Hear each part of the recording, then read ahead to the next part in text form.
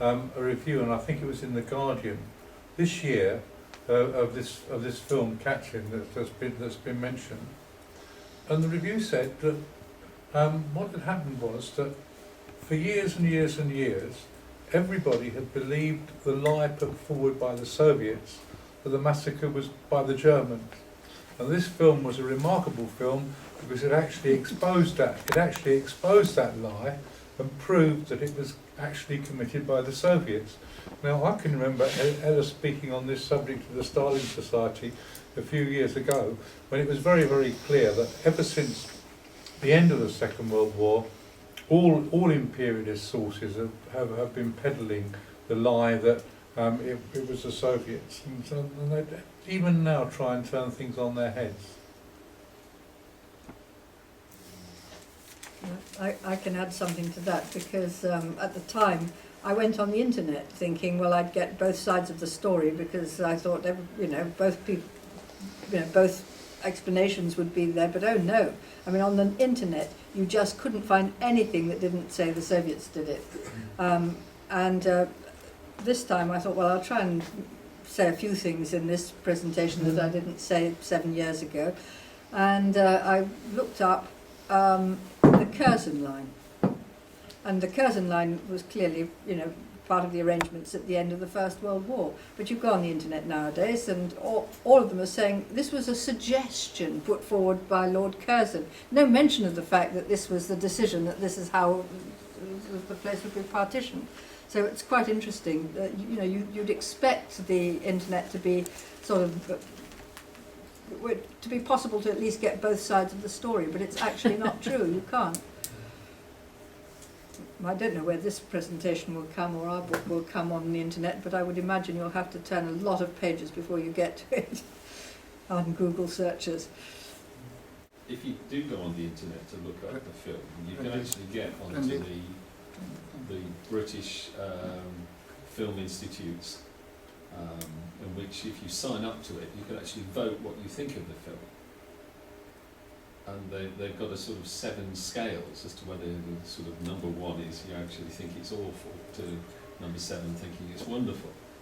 And there have been quite a number of people who have actually put down that it's awful. Now, presumably that's on the basis of having seen it, but I think there's other people, and we could all do it, perhaps by sort of getting onto that website and also saying that we think it's awful too. But it's surprising that there is this already, this kind of spontaneous feeling that it's not a good film, even from people who are film buffs, if you like, that they think it just doesn't work as a film. Partly because of, I think, some of the things he said at the beginning. It's far too personal, that there isn't really a storyline to it. It's just a sort of just trying to stir up emotions rather than trying to tell a story. So it's indicative that not everybody has been convinced by it, even amongst the audience, sort of that keep up with films. But it also, I don't know whether if you remember the film Defiance that came out a year or 2 ago, and it's now released on DVD. And the book that came out on the basis of the film actually is a real genuine history book, because it deals with testimony of people who were involved in the actual events rather than a book of the film. And in fact, some of the things in the film that are the most memorable about the film, and the film critics that wrote about Defiance often picked up on certain things, they're not actually in the book. So they're totally made up by Hollywood. But if you read the book Defiance, it's actually a reasonable account of people's memories. And one of the most striking memories that comes there, it was quite a shock to read it at the beginning of the second chapter of the book, was how the local Byelorussia and Ukrainian population had welcomed the Soviet army in 1939. An incredible sort of enthusiasm that there was for the liberation of those countries from the Poles, because the Poles had actually been hated by the local population. And one of the academic studies of this was called Revolution from Abroad. I can't remember who actually wrote the book now, but it was called Revolution from Abroad, and it's about the only study that's actually been done of those years between 1939 and 1941 in western Ukraine and western Belarus. And they indicate just how the local peasant population hated the Poles so much that they would have massacred them all if given half the chance. And that the Soviet army actually had to stop the local population from killing the Poles. Because the Poles, as the landowners, as the aristocrats, as the bureaucracy in the towns, as well as the aristocrats in the countryside, they were so hated by the local Ukrainian and Belarus population that they would have turned against them if the Soviet troops hadn't sort of prevented that kind of violence from taking place. So the Polish army, somehow you get reading some of these accounts of the Katyn massacre, the Polish army somehow was some kind of democratic institution. It wasn't. The officer corps in Poland makes the sort of British army look like a meritocracy.